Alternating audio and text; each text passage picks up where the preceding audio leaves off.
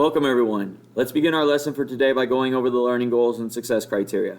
First, what are we learning? We're learning how to make sense of word problems and be able to set up word problems into equations, and how to examine word problems and determine how their parts relate to quantities.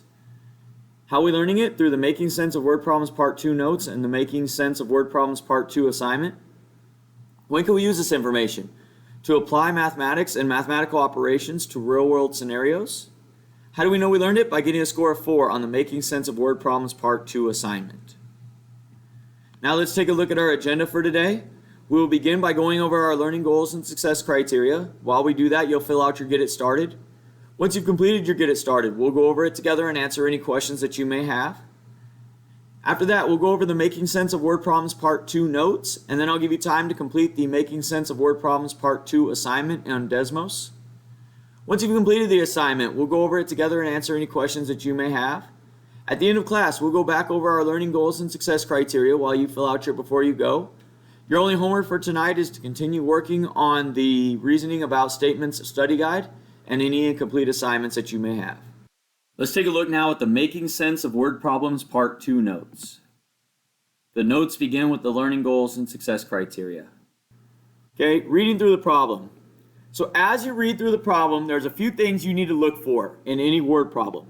The first thing is, where are the numbers at? So that's what we need to know. All the rest of it, for the most part, is just fluff. So what are the numbers? What are the units? So are we looking at people? Are we looking at feet? Are we looking at apples? Are we looking at yards or miles or whatever? What is the units that we're looking at? Next thing, what are they looking for us to find? Okay, so what is the unknown that they're trying to get us to get to? And lastly, ignore the rest. The rest of it doesn't matter. It just provides context, but it doesn't provide any information that leads to us solving the equation. So in this one, it says, in order to start constructing the house, Charlie and his father needed to gather some wood from the forest. They initially have 15 extra planks of wood in the house, and Charlie and his father got 10 planks of wood each. How many pieces of wood do they have in total? Well, first step is, what includes numbers? 15 and 10. That's what we know. Okay, that's the important part. 15 and 10. What are the units? Well, they are planks of wood. So we have 15 planks of wood and 10 planks of wood. What are they asking us to find? The total number of planks. Ignore the rest of the information. So notice I crossed everything out. We have 15 planks of wood initially. We have 10 each. And then we want to know the total. That's it. Everything else we can erase. It doesn't really matter. So again, we have our information. We know what they're trying to have us find. So now we're going to pick the correct equation. So total means that we're going to find the sum or addition of everything. So we know we're going to have 15 planks plus 10 planks. And in reality, it's 2 times 10 planks because there's 2 of them. And that's equal to X number of planks. That's it. That's as easy as it is. So let's look at one from your actual assignment. It says Ryan is just 4 years older than Blair. The total of their ages is 24. How old is Blair? So again, what includes information? 4 and 24. What are the units? Years and years. What are they asking us to find? Blair's age. So now, again, ignore the rest of the information. We do need to know the names a little bit just so we can keep it straight, but in reality, the names don't matter that much. We want Blair's age, and we know that she's 4 years older than Ryan, and their total is 24. So we write our equation based on the numbers, the units, and what they're asking us for. So we ignore the rest. So picking the correct equation, total equals the sum, right? Where the sum of their ages, or the total of their ages, is 24. And we know that Blair is X years old. We don't know how old she is. We just know that she is some age. We know that Ryan is 4 years older. So it's Blair's age, X, plus 4 years old.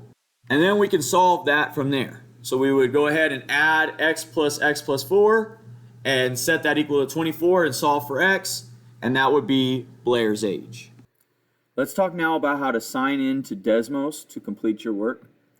So what we're going to do is you're going to click on the link to go to the assignment, and it should take you to a page that looks kind of like this.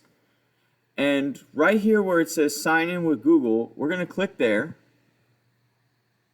It's going to pop up with our email accounts. You're going to click on your school email account, and it should already have you logged in because you should have already been logged in using Google Classroom. From there, I'm just going to click start the activity, and it will take me into the assignment and allow me to begin. So that's how you will log in to Desmos using Google. Let's take a look now at the Making Sense of Word Problems Part 2 assignment.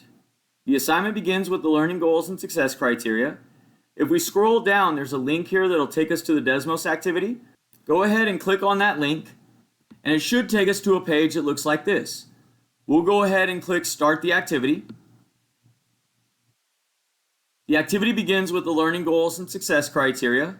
We'll go ahead and click Next.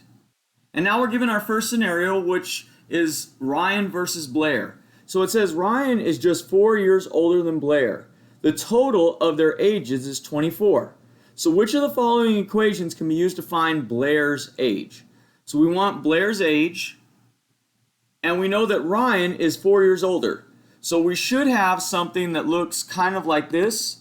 So we have Blair's age plus, and then Ryan's age is whatever Blair is plus 4 is equal to 24, because that's their total. And we can see that that one is this here. So we'll go ahead and put that as our answer. Now it says X represents what in this situation? Well, X represented Blair's age. Now what does X plus 4 represent? Well, that represented Ryan's age.